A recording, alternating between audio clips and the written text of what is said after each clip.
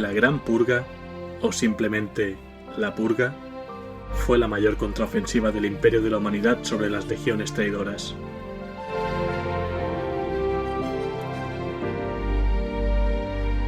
Empezó nada más acabar la herejía de Horus, después de la muerte del Señor de la Guerra y el fracaso de su asedio al Palacio Imperial durante la Batalla de Terra a principios de Milenio 31.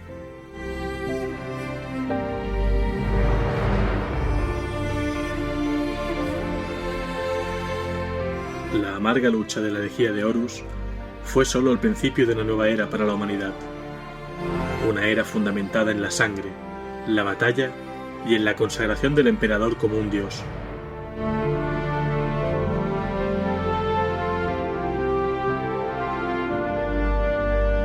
Tras la muerte de Horus, los traidores se vieron sin líder y se separaron y dispersaron, pero aún quedaban muchas batallas por delante.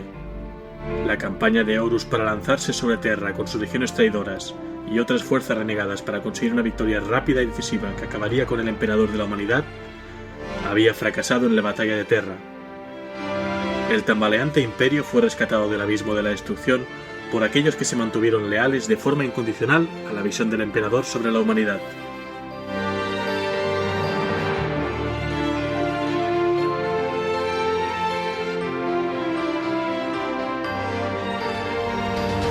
Tras la muerte de Horus, aquellos traidores que no fueron eliminados durante el asedio del Palacio Imperial huyeron antes de que la ira de las vengativas fuerzas leales cayera sobre ellos. Muchos se refugiaron en el espacio inexplorado o desaparecieron en el interior del Ojo del Terror o en el interior de otras fisuras disformes menos conocidas, como por ejemplo el llamado Torbellino. Así dio comienzo la era actual de la humanidad, la era del Imperio.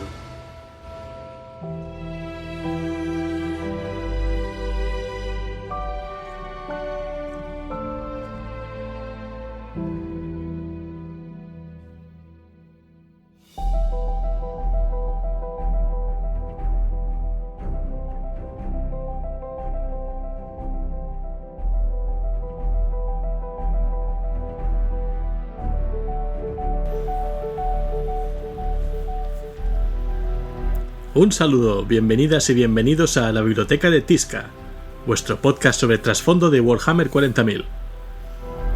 Os está hablando Helios, y en este 9º programa voy a hablar de la Era del Imperio, época que es el presente de la humanidad en el universo del juego de miniaturas. Seguramente me estáis escuchando en Spreaker Radio, en iTunes o en iVoox. Y además también tengo las redes sociales. Facebook.com/la biblioteca de Tizca, en Twitter el usuario @bibliotecatizca y en Google Plus y YouTube las comunidades llamadas la Biblioteca de Tizca. Como siempre, antes de empezar voy a leer comentarios que me habéis dejado en mis canales. En primer lugar, Alberto Aguado Iranzo en Spreaker diciendo escuchando, ¡vamos! Pues gracias por escucharme, Alberto. KCGKS en Twitter dice: hasta me ha hecho ilusión oír mi tweet por ahí. Ya he puesto al día con todos los episodios. ¿Me quedo? Pues gracias por quedarte, bienvenido a bordo. Y ya cambiando a iVoox, Armand comenta: enorme, gran trabajo, una auténtica delicia para los amantes del trasfondo de Warhammer 40k. Bien narrado y con una magnífica banda sonora. Espero con ansias el siguiente. Bueno, como ya he comentado anteriormente, la banda sonora son temas sobre todo de Carlos Estella, que lo podéis encontrar en yamendo.com, su música libre, con este sello épico y sinfónico que también ambienta mis relatos. Joseba comenta: magnífico, sigue así, ya estoy deseando escuchar el próximo podcast. Pues aquí lo tienes. Manuel Casares escribe: otro programa y otra vez nos dejas con ganas de más. Gracias por el trabajo que haces con cada nuevo programa. Pues gracias a todos vosotros por escucharme, claro, si no de poco serviría que yo hiciera mis programas. Y los últimos 3 comentarios de iVoox. En primer lugar, Furut comenta: muy bueno, el toque de la voz del demonio me ha encantado, sigue así. Bueno, se refiere al efectillo cutre que puse para hacer un poco la voz del devorador de almas en la interpretación que hice un poco a modo de dramatización del relato de la batalla final de Terra. Jack comenta: querido amigo, como siempre y por octava vez, este fue un gran trabajo. Muchas felicitaciones, un gran y afectuoso saludo desde Chile. Sigue así. Pues un saludo también muy amistoso desde España, Jack. Y Gorka Fernández Espinosa comenta: 5 días. 5 días me han bastado para escuchar todos los podcasts y ya estar al día. Cuando escuché el primero, atisbé que se conocía un gran proyecto. Ahora puedo decir con rotundidad que lo es. Me han encantado todos los relatos, de verdad. Espero que esto no decaiga, que sigas contándonos relatos de todo tipo de este maravilloso universo. Es menos intenso y tiene menos materia, pero hacerlo con el resto de razas también sería interesante. La creación. Por otra parte, me ha dado mucha ilusión que me nombrases en la sección de contacto. Es un feedback activo, mis más sinceras felicitaciones. Bueno, por supuesto que es un feedback activo. Yo, a menos que me pase que me vea desbordado por un montón de comentarios, trataré de siempre comentar, pues, ni que sea unos 10 o así de los que me dejéis. Joy R en YouTube: quedó muy bien el relato narrativo que trata sobre la batalla final en Terra. Imaginarse cómo fue todo es flipante, fue algo titánico en toda su envergadura. El emperador siempre pudo acabar con Horus, solo que contenía su poder pensando siempre que lo podría cambiar como era antes y volver a traer a la luz de Terra. Al final vio la verdad y ahí fue cuando se dio cuenta de lo que tenía que hacer. De cierta manera también eso fue una trampa de los dioses del caos al emperador, en sabiendas de que resultaría muy difícil plantearse la idea de destruir a su hijo predilecto. Bueno, seguimos aquí, digamos, dialogando. De hecho, le contesté ya en YouTube, ¿no? Pero hablamos de varias cosas de la trama. Y Francitos en iVoox dice: genial, escuchar la herejía mientras recojo la cocina es recordar mis viejos tiempos mientras limpio cacharros. Un saludo y por favor no lo dejes. Postdata: comentar los nuevos packs de ejércitos de 40 a los que no estén enterados, porque sale mucho más rentable. Y si comentas las nuevas novelas como La Garra de Horus, te lo agradecería. Bueno, yo La Garra de Horus no lo he leído, es un libro que ha salido recientemente, de hecho salió este mismo mes de enero, 2017, y creo que narra cómo, digamos, cambia de mano el mando de la Legión de los Lobos Lunares después de la muerte de Horus. Por lo visto, Abaddon desaparece, ¿vale? El capitán de la primera compañía de los Lobos Lunares, pero la gente espera su regreso para que tome el relevo de Horus y de la recién rebautizada Legión Negra, ¿no? Legión traidora de los Lobos Lunares. Y luego, aparte, los packs de ejércitos de 40k, supongo que se refiere a los Star Collection, que son unos packs que por 65 euros, creo que es, tienes un batallón inicial, que suele ser, pues por ejemplo, una unidad táctica y un tanque, o cosas por el estilo, y están de narices para empezar a meterte en el tema de Warhammer 40.000 con el ejército que quieras. Después, aparte, de vez en cuando salen las Battle Forces, que estas sí que son edición limitada, salen unas pocas tiradas, y que creo que valen 130 euros, y se complementan perfectamente con el Star Collection. Entonces, digamos que por unos 200 euros tienes un ejército como Dios manda ya para empezar a hacer tus partiditas, pintarlo todo, etcétera. Creo que se refiere a eso. Si no, por favor, déjamelo en los comentarios y miraré de poner algún enlace para digamos, difundir un poco lo que comentas. Antes de terminar, quiero darme agradecimiento a iVoox Magazine y a iVoox en general por su apoyo, porque la semana pasada vi que destacaron mi programa sobre la Gran Cruzada como lo mejor de la semana en arte y literatura, cosa que en primer lugar me ha hecho ganar mucho ratio de visitas, y además no hace mucho también en Facebook y en Twitter han seguido mi podcast y lo están difundiendo. Muchas gracias, porque así esto me permite llegar a más gente, que al final es el objetivo de todo esto, ¿no? Compartir mi pasión por el universo de Warhammer 40.000 con cuanta más gente mejor, y todo en castellano. Así que aquí termino mis agradecimientos, y ya como sumario decir que voy a hablar de cómo tras la batalla por Terra el Imperio arremete contra todas las legiones traidoras al Emperador, y también tocaré el tema, pues, de la eclesiarquía y de la era del Imperio en general, para ver, digamos, los tejemanejes que se van a ir cociendo por detrás de todo lo que ha ocurrido, ¿no? Así que vamos allá.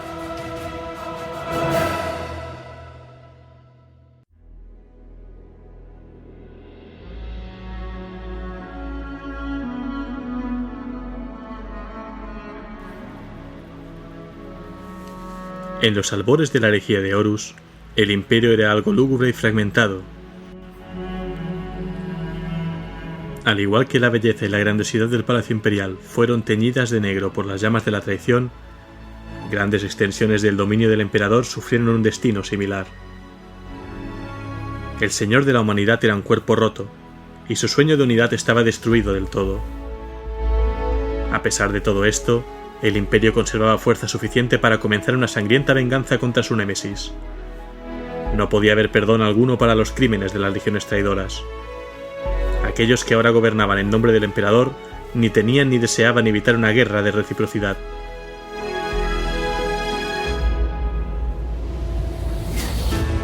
Así comenzó la época que entraría en los anales imperiales como la Purga. Antes de quedar confinado en los sistemas de soporte vital del Trono Dorado, el emperador pronunció juicio sobre los traidores. Los declaró excommunicate traitoris y determinó que serían arrojados a la fisura disforme conocida como el Ojo del Terror por el resto de la eternidad. Todo registro y memoria de las legiones traidoras debía ser purgado de los registros imperiales. Mundos como Isban V y Davin debían ser purgados de toda vida por su corrupción por el caos.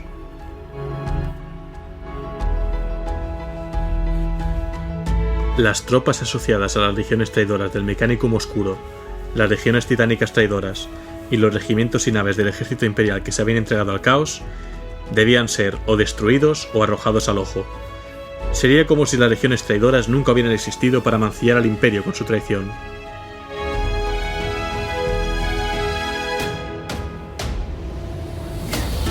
Este fue un periodo de una violencia, confusión y oscuridad monumentales. A pesar de que el recién fundado imperio luchó por arrancar de raíz la corrupción y por exponer a los corruptos a la fría luz de la justicia imperial, la escala de la galaxia y sus extremos más oscuros trabajaron en su contra. Con nuevas traiciones y ritos de venganza apareciendo cada día, una gran cantidad de sangrientos hechos no fueron vistos. Las devastadas legiones de marines espaciales no fueron una excepción, y muchas luchaban por encubrir sus propias faltas o por cobrarse deudas pendientes.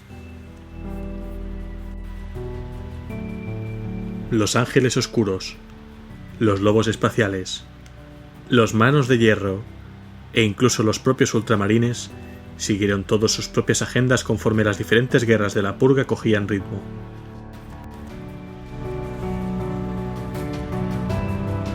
Tras la muerte de Horus en el puente de su nave insignia, el Espíritu Vengativo, las luchas continuaron durante otros 7 años estándar antes de que las fuerzas traidoras fueran o totalmente destruidas o expulsadas al Ojo del Terror. Muchos sistemas corruptos por el caos fueron purificados y puestos bajo vigilancia de la recién fundada Inquisición, de la que hablaré en el próximo podcast. La muerte de Horus no puso fin a la lucha, sino que renovó las ansias de los leales por destruir a los traidores. Muchos mundos imperiales se habían resistido a decantarse por un bando o se habían secesionado directamente del imperio para recuperar su independencia. Tamaña indecisión fue castigada por leales y traidores por igual. Estas fuerzas a menudo se desangraron atacando baluartes de rebeldes que solo querían ser totalmente libres del imperio, sin importar si habían jurado lealtad al imperio o a los dioses oscuros. Se produjeron cambios tanto en lo militar como en la administración de gobierno. Las legiones de marines espaciales, las vastas formaciones bélicas que fueron los instrumentos de las victorias de la humanidad durante la Gran Cruzada, fueron separadas y divididas en pequeños capítulos de 1000 astartes, bajo la supervisión de Robot Guilliman, el primarca de la Legión de los Ultramarines, que escribió en esta época su mayor obra, el Codex Astartes, un gran tomo sagrado que cubría cada posibilidad de la organización, estrategia y tácticas militares. Esta transición permitió una gran flexibilidad táctica, sin volver a poner el mando de una legión de marines espaciales en las manos de un solo individuo, para que nadie jamás pudiera desatar de nuevo el aterrador poder de 100.000 marines espaciales de forma equivocada.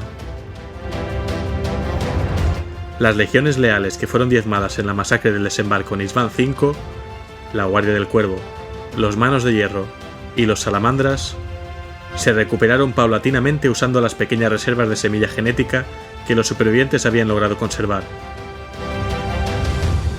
Las legiones originales de la primera fundación fueron divididas en pequeños capítulos sucesores, de los cuales uno mantuvo el nombre, la heráldica y los colores de su legión progenitora, mientras que el resto de capítulos recibieron nuevos nombres y heráldicas. Estos capítulos originales son conocidos como capítulos de la Segunda Fundación, proceso que ocurrió a principios del milenio 31, coincidiendo con el principio de lo que sería conocido como la Reforma del Imperio. A día de hoy, a finales del milenio 41, se han registrado ya 25 fundaciones más acorde a estos principios, dando nacimiento durante los últimos 10 milenios a más y más capítulos de Adeptus Astartes. Con el emperador confinado en el Trono Dorado y el Imperio despojado de su liderazgo, las fuerzas del caos y todos los enemigos del Imperio, como los orcos o los piratas Eldars, se abalanzaron sobre los indefensos mundos que ya habían sido asolados por la lucha durante la herejía.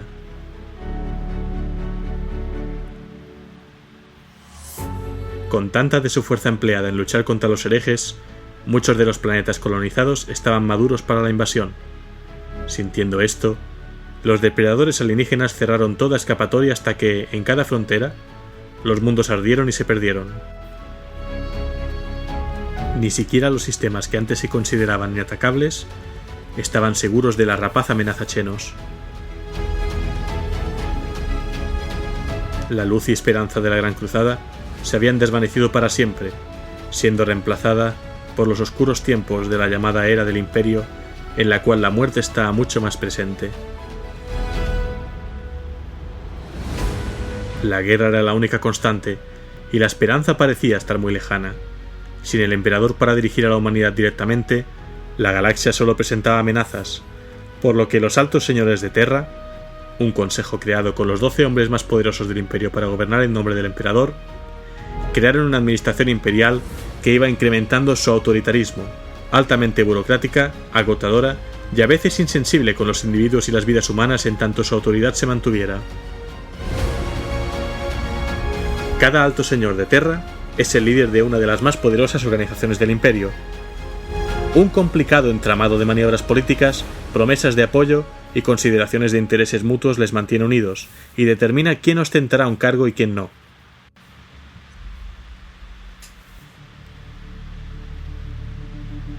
En la práctica, algunas de las organizaciones del imperio son tan poderosas que sería impensable que su líder no fuera uno de los altos señores.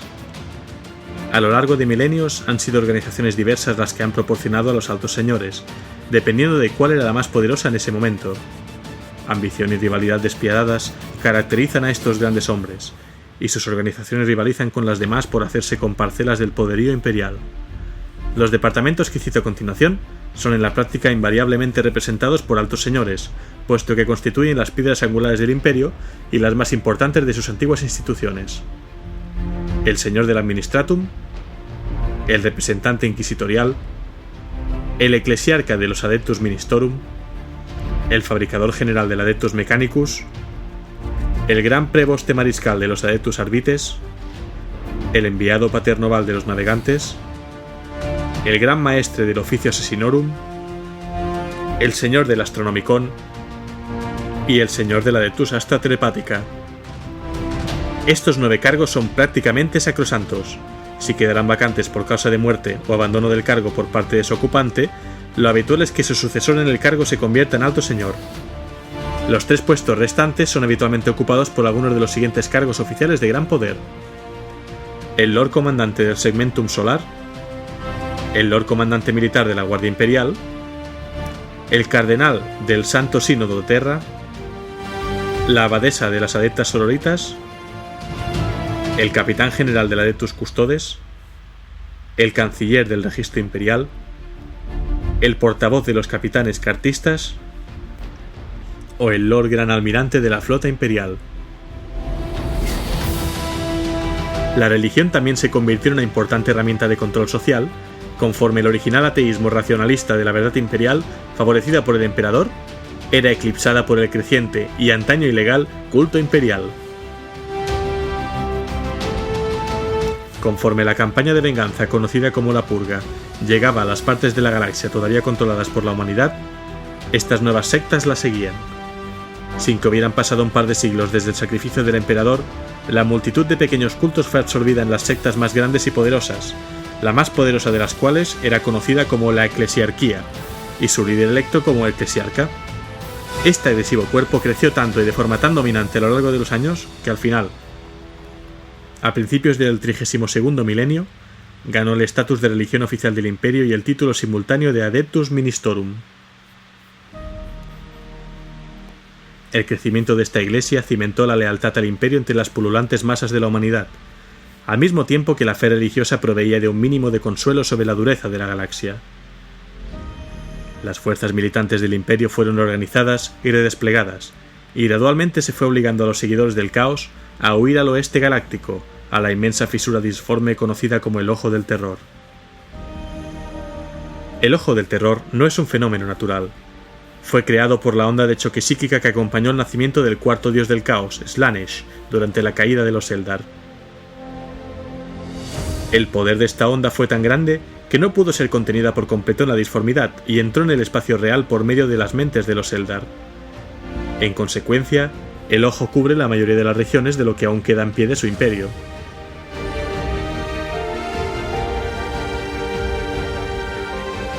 A la larga, el imperio tuvo éxito en estabilizarse, pero no sin importantes pérdidas de hombres y material. La Legión de los Ultramarines demostró ser la baza que dio la victoria al imperio sobre las fuerzas del caos y las legiones traidoras. Esto fue principalmente porque sus números no habían disminuido tan severamente durante la batalla de Terra, ya que habían estado sumidos en la lucha en el sistema Calth, contra la Legión de los Portadores de la Palabra. Robot Guilliman, primarca de los Ultramarines, era el mejor estratega militar de la humanidad con vida tras el confinamiento del Emperador en el Trono Dorado, y reunió a las otras legiones astartes leales para servir de bastión contra los enemigos del Imperio.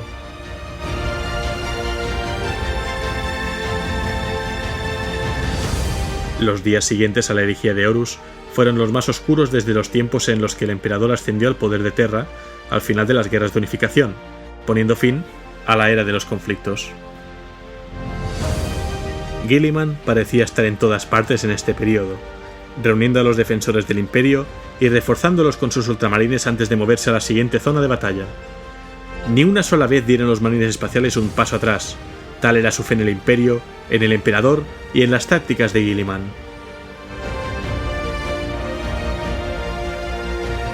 Volviendo a la Adeptus Ministorum, a pesar de que la interpretación de ciertos dogmas del credo imperial varían según el planeta, cualquier desviación extrema de sus estructuras o teología es considerada como herejía y castigada con gran severidad por la eclesiarquía o, en casos extremos, por el Ordo Hereticus de la Inquisición Imperial. Fundada por Malcador el Sigilita por orden del Emperador, la Inquisición es una organización secreta del Imperio de la Humanidad y actúa como la policía secreta del Imperio, dando caza a cualquier amenaza a la estabilidad de los dominios del Dios Emperador. Está formada por hombres y mujeres especialmente adiestrados para detectar manchas de corrupción herética o chenos, y se reparten en órdenes como la Ordo Maleus, la Ordo Hereticus y la Ordo Chenos. Aunque el culto Mechanicus es una religión muy diferente al culto imperial, es tolerada por la eclesiarquía bajo los términos del Tratado de Marte, que permitía a los tecnosacerdotes del planeta rojo mantener su fe dentro de la atea verdad imperial. Después de que el Imperio, en el milenio 32, se convirtiera esencialmente en una teocracia, el Adeptus Mechanicus aceptó alcanzar un acuerdo teológico con la eclesiarquía, según el cual consideraban al emperador como el Omnisia, la personificación física del dios máquina. Sin embargo, sigue existiendo una rabiosa desconfianza entre los seguidores de ambas fes, que hierve bajo la superficie y que hace que la eclesiarquía y el Mechanicus se consideren entre sí como rivales políticos. El Adeptus Ministorum tiene su base en Terra, donde su urbano palacio eclesiarcal recubre casi todo el continente austral de la Antártida. Durante la Gran Cruzada, aparecieron por todo el Imperio de la Humanidad muchos cultos religiosos de diversa índole, basados en el Lectio Divinitatus, libro escrito por el primarca Lorgar, en el que se proclamaba que el emperador era el dios encarnado de la humanidad. Cada uno de los textos, a pesar de tener un origen común, presentaba sus propias variaciones sutiles de forma y teología básica. Dichas formas de culto surgieron, en primer lugar, en los primitivos planetas del Imperio, en los que se produjo una regresión tecnológica durante el largo y terrorífico periodo conocido como la Era de los Conflictos. La cantidad y extensión de dichos cultos se incrementó de forma exponencial tras el sacrificio definitivo llevado a cabo por el emperador, con la intención de salvar a la humanidad del reinado del Señor de la Guerra Horus y los dioses oscuros, al final de la herejía de Horus, y de su posterior encierro dentro del Trono Dorado. Dicho acontecimiento fue celebrado por los creyentes como la ascensión del emperador y su apoteosis a la divinidad completa en el Immaterium. Muchos de dichos cultos fueron desapareciendo gradualmente, pero otros prosperaron, absorbiendo poco a poco a los más pequeños y débiles. Los cultos de adoración a la figura del emperador que obtuvieron mayor éxito consiguieron extenderse hasta otros planetas. el más poderoso de los primeros cultos imperiales basado en el Lectio Divinitatus, recibió el nombre de Templo del Emperador Salvador. Dicho culto tenía la ventaja de que, al contrario que los demás, tenía su base de poder en Terra, y que su líder era un exitoso y respetado oficial del ejército imperial que luchó durante el asedio al Palacio Imperial, defendiendo el corazón del imperio en su hora más oscura. Dicho hombre santo cambió su nombre por el de Fatidicus y comenzó a predicar sus enseñanzas acerca de la divinidad del emperador a todo aquel que quisiera escucharle. Esta creencia se extendió como la pólvora ante los miembros de la reformada Guardia Imperial y de la Flota Imperial, quienes habían sido testigos de primera mano de los horrores del caos, aunque también alcanzó a los humildes escribas y a los adeptus menores del Adeptus Terra, el Administratum. Pronto esta fe comenzó a extenderse a otros planetas gracias a dichos individuos. Al morir Fatidicus, con 120 años terranos estándar de edad, el templo ya contaba con más de 1.000 millones de seguidores en Terra y con una cantidad incontable de fieles por todo el segmentum solar del imperio. El templo del Emperador Salvador aportaba un mensaje de esperanza y reunificación a través de una fe común tras los estragos y la oleada de caos y anarquía de la herejía de Horus. Aquellos cultos que rechazaron verse incorporados al templo del Emperador Salvador o que sencillamente no podían ser absorbidos, se vieron pronto perseguidos por hordas fanáticas que preferían la teología cada vez más ortodoxa del Emperador Salvador. De forma oficial, el templo rechazaba la violencia que se causaba en su nombre. A principios de 1932, en reconocimiento de su poder político sin precedentes sobre la mente de la humanidad, el templo del Emperador Salvador fue reconocido de forma oficial por los altos señores de Terra como la religión oficial del Imperio de la Humanidad. Pocos siglos después, el eclesiarca Veneris II fue honrado con un puesto en el Senatorum Imperialis, uniéndose a las filas de los altos señores de Terra. 3 siglos después de aquel instante, el puesto se convirtió en una asignación permanente. El poder de la eclesiarquía siguió aumentando, incrementando la fuerza de su presa sobre las mentes, voluntades y creencias de los ciudadanos imperiales. Aquellos que no siguieron las enseñanzas del culto fueron declarados como no creyentes, sometiéndoseles al ostracismo y, en algunos casos, a la ejecución sumaria. Los vastos territorios del imperio fueron organizados en diferentes diócesis dirigidas por los cardenales de la eclesiarquía. Estas poderosas figuras políticas y religiosas fueron responsables de las hordas de misioneros y predicadores imperiales que fueron enviadas para cuidar de las necesidades espirituales de los fieles de un centenar de mundos. Se construyeron por todo el imperio fastuosos santuarios, impresionantes templos y majestuosas catedrales dedicadas al Dios emperador de la humanidad. Millones de peregrinos religiosos comenzaron a desplazarse por toda la galaxia para visitar lugares particulares de importancia religiosa, como por ejemplo los planetas en los que algún santo imperial concreto hubiera llevado a cabo sus más famosos milagros.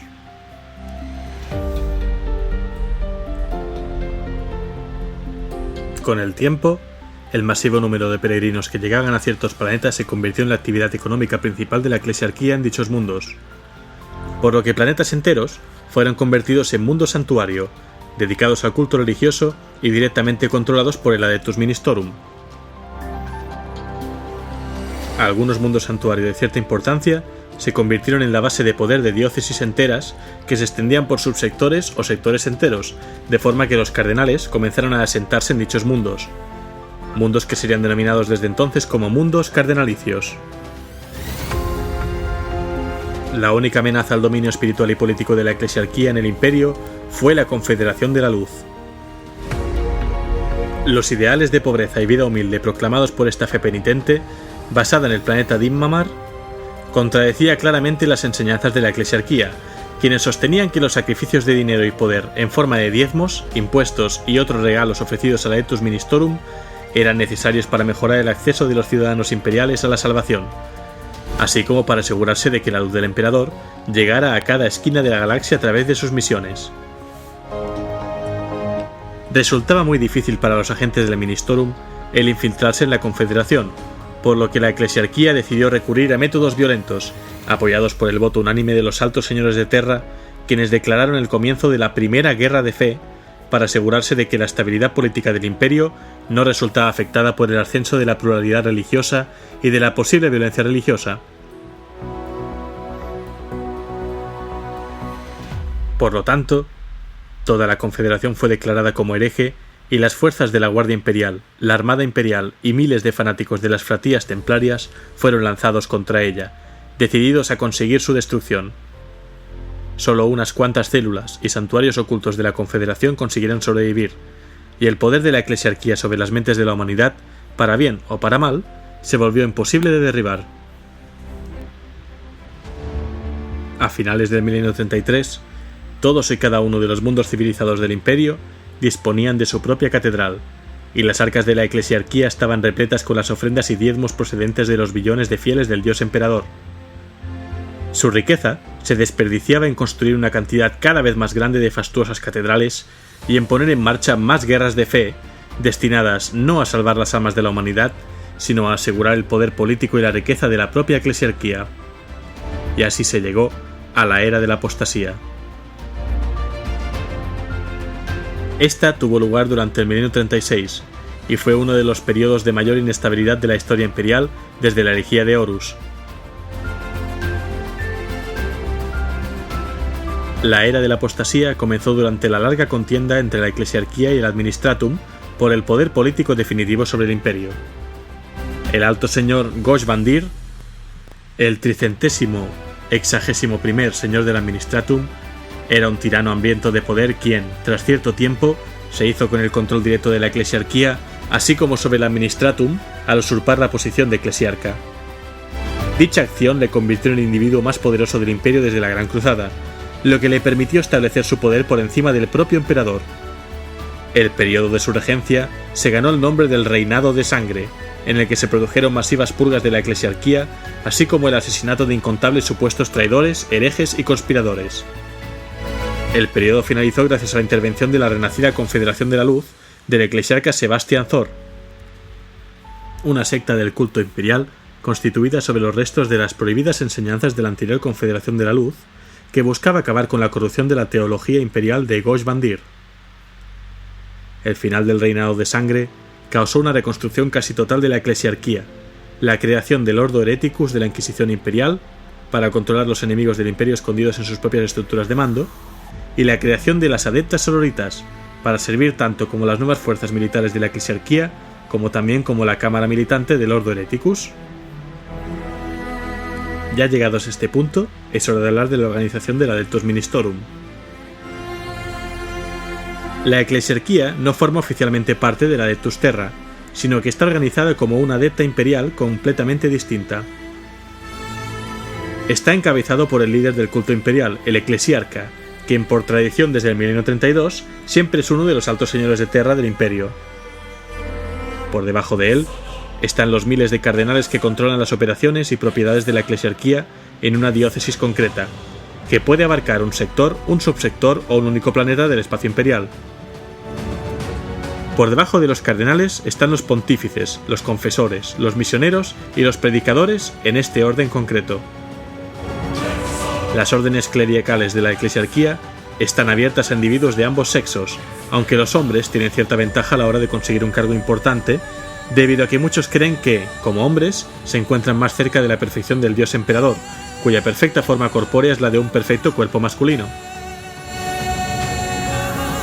El cuerpo regente del Adeptus Ministorum es el Sagrado Sínodo, un cónclave compuesto por los archicardenales y cardenales más poderosos de la eclesiarquía. El Ministorum divide el territorio imperial de la galaxia en miles de diócesis, cada una de las cuales abarca al menos un mundo imperial completo. La única excepción a dicha regla es Terra, el corazón del imperio, en la que hay varias diócesis debido a su enorme cantidad de habitantes y a su importancia política. Siempre ha existido un conflicto entre el Adeptus Ministorum y los capítulos de marines espaciales del Adeptus Astartes, desde que Fatidicus empezó a predicar en Terra. Son rivales en el poder como cualquier organización imperial, pero su principal diferencia está en que sus creencias difieren a un nivel fundamental. En especial, existe un cisma en los conceptos del clero con respecto a los marines espaciales.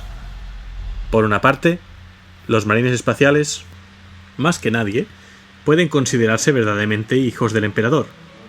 Son por completo creación de él, e incluso poseen parte de la estructura genética del emperador. Son los fundadores del imperio y los defensores supremos de la humanidad. Los marines espaciales son absolutamente fieles al emperador y morirían por defender su honor y el imperio. Sin embargo, Los capítulos Astartes no siguen las enseñanzas de la eclesiarquía.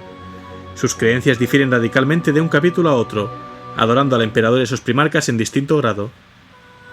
En muchos aspectos, ellos mismos son heréticos a causa de sus propias tradiciones, ceremonias y creencias, algunas de las cuales son realmente bárbaras comparadas con las estructuradas misas de la eclesiarquía. Los marines espaciales adoran al emperador como un gran hombre de enorme talento, pero no lo consideran un dios en el mismo sentido que predica la eclesiarquía. La sangre del emperador corre por sus venas y se le considera como el ejemplar máximo de la humanidad, pero un hombre, al fin y al cabo. Además, también es discutible si los marines espaciales son realmente humanos en el sentido estricto de la palabra.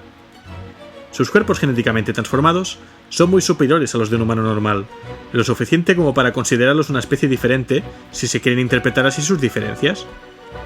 ¿Cómo puede ningún cardenal o confesor que se precie relacionarse con un monstruoso gigante que puede escupir ácido, aplastar un cráneo de un hombre con una sola mano y practicar salvajes actos de sacrificios de sangre? A lo largo de los milenios se ha logrado un incómodo compromiso que se puede resumir como un acuerdo para poder discrepar. La eclesiarquía no envía a sus confesores y misioneros a los mundos natales de los marines espaciales, y los capítulos no interfieren con el Adeptus Ministorum.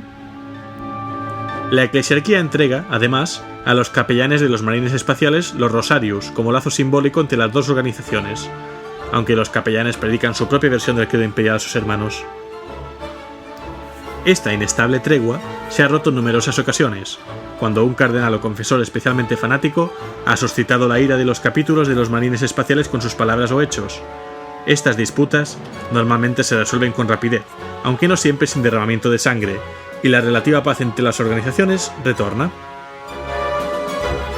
Existen también otras organizaciones eclesiarcales. El brazo armado de la eclesiarquía son las órdenes militantes de las adeptas sororitas, que están dedicadas a erradicar la herejía por todo el imperio. La eclesiarquía suele trabajar a menudo con la Inquisición, especialmente con la Ordo Hereticus, para conseguir sus fines. No obstante, a veces los sacerdotes de la eclesiarquía consideran a los inquisidores radicales como individuos no muy diferentes de los propios herejes, por lo que se oponen de forma activa a sus misiones. Se espera de la hermandad, como se la conoce de forma general, que mantenga un ojo atento en busca de herejías, sobre todo los sirvientes y departamentos del imperio, y en especial sobre la misma eclesiarquía. Las órdenes militantes de la Adeptas Sororitas, o también llamadas Hermanas de Batalla, actúan como el brazo armado de la eclesiarquía, defendiendo tanto los mundos cardenalicios como los mundos santuario de los ataques, bien de especies Xeno, como los orcos, bien de las fuerzas del caos, aunque también tienen órdenes de actuar como la cámara militante de la Ordo Hereticus de la Inquisición Imperial si este apoyo es solicitado por un inquisidor.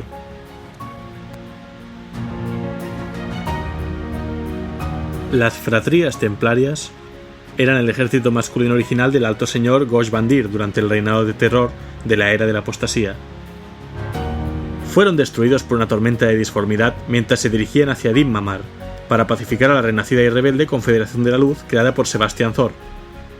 La tormenta disforme, que hasta hoy día sigue activa, acabó siendo conocida como la tormenta de la ira del emperador, y muchos creen que apareció en la disformidad como muestra de la ira del propio emperador hacia la usurpación de su voluntad llevada a cabo por Bandir. Desde entonces, las fratrías templarias han estado dispersas y desbandadas, y su papel ha sido asumido por las hermanas de batalla, las adeptas sororitas, debido a que Sebastián Thor, el eclesiarca que puso fin al reinado de terror y al dominio tiránico de Gosh Bandir, declaró que ningún hombre volvería a alzar las armas en beneficio del Adeptus Ministorum. Así que para saltarse esta imposición, el Adeptus Ministorum creó un ejército compuesto íntegramente de mujeres. Las fratrías militantes son los ejércitos no oficiales del Ministorum, y están compuestos por fanáticos religiosos que luchan por su fe. Aunque no suelen estar especialmente bien equipados o entrenados, los devotos miembros de las fratrías luchan en las guerras de fe contra los enemigos del emperador, generalmente siendo dirigidos por un confesor especialmente fanático. No hay soldados profesionales entre las filas de las fratrías militantes, y no reciben ninguna clase de entrenamiento para cumplir con sus tareas. Sin embargo, su fe está a toda prueba, por lo que a menudo llevan a cabo grandes y terribles hazañas en el nombre del Señor de la Humanidad. La obra misionera es una importante actividad de la eclesiarquía, y su propósito es devolver a los mundos de reciente redescubrimiento, colonizados por humanos, al redil del culto imperial y a la adoración al dios emperador. Con este propósito, los misioneros del Missionarius Galaxia de la Eclesiarquía suelen acompañar a los exploradores imperiales e incluso a los comerciantes independientes en sus viajes a lo desconocido, por si se redescubriera algún mundo humano. Los misioneros del Missionarius Galaxia también mantienen en activo misiones de caridad, por lo general, escuelas hospitales en mundos feudales o salvajes de reciente redescubrimiento que carezcan de tecnología avanzada. Al redescubrir un planeta humano, se establecen de inmediato misiones imperiales que operan en unión a cualquier tipo de gobierno planetario imperial. Parte del propósito de dichas misiones es extender aún más el culto al emperador, así como los ideales y cultura de la civilización imperial. Son también fundamentales para evaluar a las poblaciones de mundos de reciente descubrimiento en busca de señales de mutación genética y psíquica o de la corrupción del caos. Por último, la Schola Progenium está compuesta por orfanatos dirigidos por el Ministorum con el objetivo específico de criar y entrenar a los hijos e hijas de los servidores imperiales que hayan dado su vida al servicio del emperador. Los huérfanos reciben una estricta educación ortodoxa en el credo imperial y pronto aprenden a ver al emperador como a su padre espiritual. Su educación y adiestramiento los convierte en servidores leales y devotos de la causa imperial, instalándose en ellos la desinteresada ambición de servir al imperio y a la humanidad, de la misma forma que lo hace el emperador, lo que les convierte en material de calidad para muchas de las ramas militares y administrativas del imperio. Los orfanatos de la Schola Progenium proveen al imperio de un gran número de oficiales de la Guardia Imperial y la Flota Imperial, comisarios de la Guardia Imperial, asesinos, jueces y arbitradores para los adeptus arbites, e incluso, de vez en cuando, nuevos miembros de la Inquisición. Los miembros femeninos suelen ser asignados a la Adeptas Sororitas. Otros miembros de la Schola Progenium se convierten en el clero del Adeptus Ministorum, el cual está abierto tanto a hombres como a mujeres. Así empezó la Era del Imperio. El sueño del emperador de una nueva era de luz, un tiempo en que la humanidad fuera libre de superstición e ignorancia, se ha convertido en algo muy distinto para el Imperio Galáctico que fundó. La Gran Purga fue seguida por 10 milenios de lo que se consideraría la Era del Imperio. Es una era de tiranos e insensatez, de estancamiento e intolerancia. Su gente ha vuelto a la ofuscación religiosa mientras el emperador sigue sentado inmóvil, sus pensamientos ocultos. El ser inmortal cuya voluntad se extiende sobre 1 millón de mundos es incapaz de mover incluso un ajado dedo. Aunque el imperio logró evitar su muerte a manos de las fuerzas del caos durante la herejía, el precio de ese conflicto fue perder el futuro mejor para la humanidad que el emperador había esperado crear. Durante esta era, algunos primarcas desaparecieron, como Yagatai Khan o Leman Russ. Otros murieron, como Rogal Dorn. Las hordas del caos verterían la sangre de millones de inocentes y de valientes soldados en las cruzadas negras organizadas por Abaddon el Saqueador, quien tomaría el relevo de Horus sobre su legión, ahora conocida como la Legión Negra. Fue el descubrimiento de nuevas razas alienígenas como los Devoradores, también conocidos como flotas enjambre de tiránidos. También de la reaparición de antiguas amenazas, como los oscuros y misteriosos Necrones con sus mundos Necrópolis, e incluso del nacimiento y la forja de nuevos enemigos como el Imperio Tau. Hoy, a finales de 1941, el cerco se estrecha alrededor de los mundos del cada vez más desbordado imperio. Sus enemigos lo debilitan, asediándolo incansablemente por todos sus frentes. Pero la luz del Astronomicon es señal de que el emperador está aún con sus hijos, velando por ellos. Aún hoy, en el milenio 41, en los momentos más aciagos y oscuros para la humanidad, el emperador protege.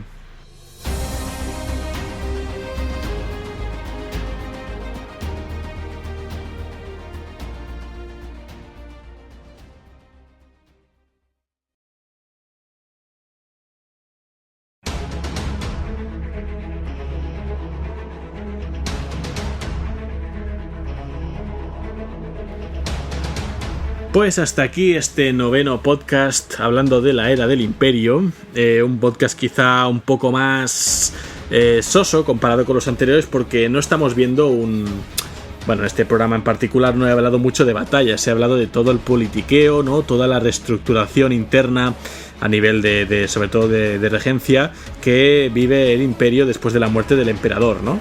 cómo este grupo de entidades se disputan el mando, ¿no?, del imperio, cómo se crea la Etus Ministorum imponiéndose sobre lo demás, cómo se forma el Consejo de los Altos Señores de Terra, etcétera, etcétera. Había que hablar de todo esto para llegar al presente del juego, ¿no? Aquí terminaría mi relato sobre la historia de la humanidad. ¿Qué queda? Bueno, queda hablar un poco más. No he querido entrar hoy porque bastante era hablar de todas las organizaciones de la eclesiarquía. Queda hablar de la Inquisición. Este será el último programa que haré, este 10º programa, en el que cerraré ya la historia de la humanidad. Quizá algún día la reabriré para hablar en particular de algún conflicto a nivel de batalla o campaña.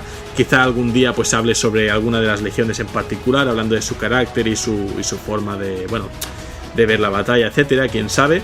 Pero mi intención es seguir hablando por ahora de lo que será el relato histórico, así que lo más probable es que cuando acabe con el tema de la Inquisición me vaya hacia otros derroteros, como sería la guerra de los ancestrales contra los Zetán, la historia de los Eldar, los orcos y otras razas que también poblan el universo de Warhammer 40.000. Estas razas no tienen ni de lejos el trasfondo tan profundo y detallado que puede tener la historia de la humanidad, pero sí son dignos de mención y tienen su curiosidad también. Así que bueno, la idea es comentar todo esto. Así que esto ha sido el 9º programa del podcast La Biblioteca de Tisca. Me estáis escuchando en Spreaker Radio, en iTunes o en iVoox, y mis redes sociales son facebook.com/La Biblioteca de Tisca, en Twitter el usuario @bibliotecatisca, y en Google Plus y en YouTube las comunidades llamadas La Biblioteca de Tisca. Gracias al sitio web Wikihammer 40.000 por brindar tanta y tan útil información para ir ordenando toda esta historia. Si queréis visitarlo de primera mano, la dirección es http://es.warhammer40k.wikia.com. Y como siempre, la recomendación de hoy. Pues hoy voy a recomendar un videojuego, Warhammer 40.000 Eternal Crusade. Es un shooter en tercera persona para PC, muy parecido a la saga PlanetSide, y el juego se puede conseguir a un precio bastante asequible, sobre unos 15-20 euros si sabéis dónde buscar ofertas. Una vez instalado y creada la cuenta de juego, tendremos espacio para crearnos un máximo de 4 personajes jugables que podremos ir subiendo de rango con la experiencia ganada en las partidas en línea. En el campo de batalla, nuestro personaje podrá ir cambiando de clase según la situación y la habilidad del jugador lo requieran. Hay clases más enfocadas al combate directo, otras a dar soporte o cobertura a otros jugadores de nuestro equipo, e incluso hay clases de asalto para pillar por sorpresa al enemigo y acabar con él sin que sepa de dónde le han venido los ataques. Además, al llegar a rango 5, que es el máximo actualmente para los personajes, se desbloquean las clases veteranas y también desbloquearemos equipo que nos darán nuevas habilidades y mejoras de atributos. Por si esto fuera poco, todo está modelado y ambientado de forma muy fiel al universo de Warhammer 40.000, e incluso podemos comprar piezas de armaduras para personalizar el aspecto de cada uno de nuestros personajes. Yo mismo, de hecho, llevo un marine espacial del capítulo de los Ángeles Oscuros, los que van así un poco en verde y tal, ¿no? La primera legión creada a partir del primarca Lionel Johnson, pero lo llevo equipado con la armadura MK3 modelo hierro, típica durante la herejía de Horus. En el juego podemos elegir entre marine espacial, orco, marine espacial del caos y Eldar. De hecho, como hay 4 espacios de personaje, pues podemos crear uno de cada si lo queremos. Luego cada facción tiene sus 5 o más subfacciones. Por ejemplo, los marines pues puedes elegir ultramarine, lobo espacial, ángel sangriento, puño imperial o ángel oscuro. Los orcos pues tendrán el Zol malvado, Luna malvada, otros clanes y tal. Si tenéis pensado jugar en el bando de los marines espaciales, podéis buscar la hermandad La Biblioteca de Tisca, donde ahora mismo lidera un escuadrón de 4 jugadores, así que nos podemos ver en el campo de batalla. También podéis buscar un streaming en directo que hice del juego en el programa de radio que tengo sobre videojuegos, ¿no? Logro desbloqueado. Si lo ponéis en YouTube seguramente lo encontraréis. Buscáis Logro desbloqueado Eternal Crusade. Y bueno, esta es la recomendación de hoy. Así que nada, yo voy a ir cerrando ya un poco el programa y voy a seguir imprimando en negro mis miniaturas del Gangs of Comorragh, un juego que ha salido hace poco, que también posiblemente os hable de él cuando lo haya probado un poquito. Así que nada, yo Helios me despido, gracias por escuchar la Biblioteca de Tisca, gracias por el apoyo y comentarios recibidos y hasta el próximo programa.